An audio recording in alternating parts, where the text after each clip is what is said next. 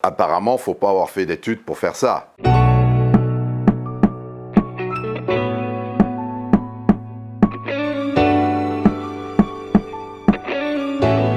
Le temps est trop précieux pour qu'on puisse se permettre de le perdre.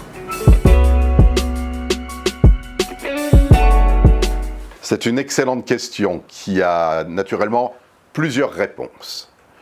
Pour faire de l'investissement immobilier, ça peut paraître facile.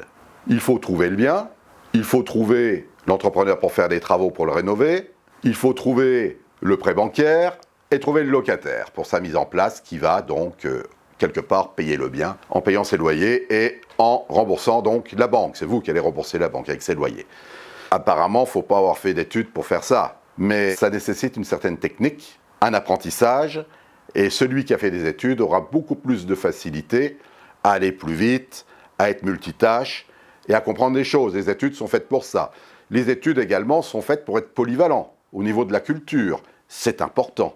D'ailleurs, l'école est obligatoire en France, c'est qu'il y a une raison. Mais l'expérience me fait dire que beaucoup de gens ont réussi en ayant fait peu d'études également.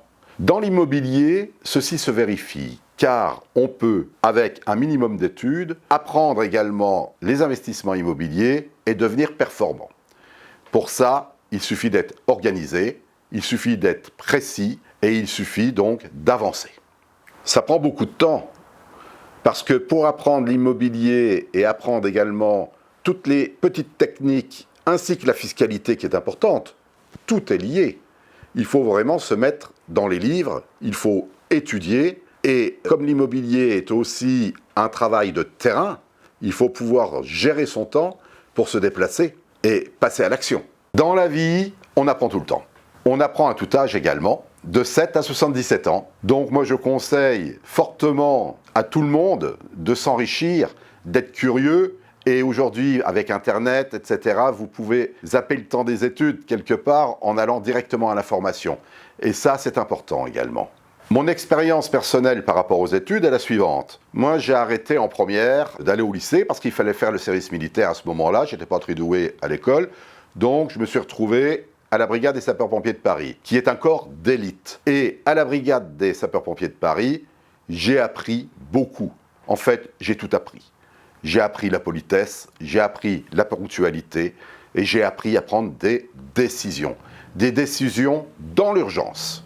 Quand on est sapeur-pompier, qu'on arrive sur un feu, qu'on est au commandement, eh bien il faut prendre la bonne décision pour protéger son équipe et pour protéger également les gens qu'on vient sauver. Donc il y a des décisions à prendre. Et dans l'immobilier, j'ai pu prendre des décisions rapides que je n'ai jamais regrettées. C'est la formation qui m'a aidé donc à évoluer rapidement.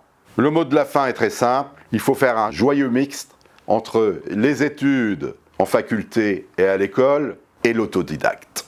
Pour l'immobilier, ce n'est pas forcément en allant en faculté que l'on apprendra à faire des investissements. Mais en tout cas, ça aidera pour avoir la gymnastique d'esprit.